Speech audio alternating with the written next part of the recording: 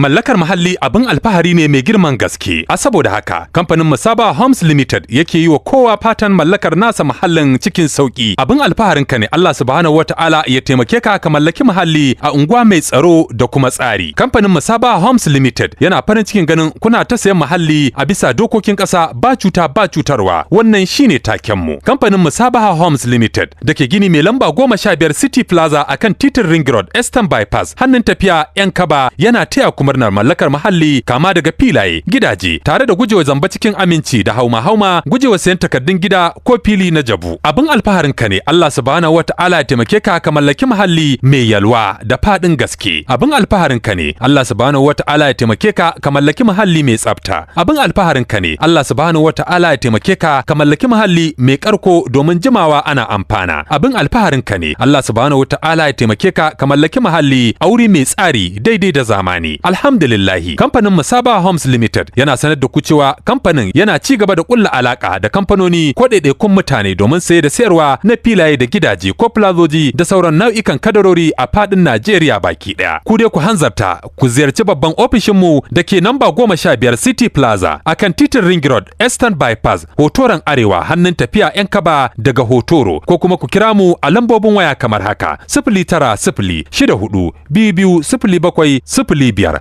ko 09039108853.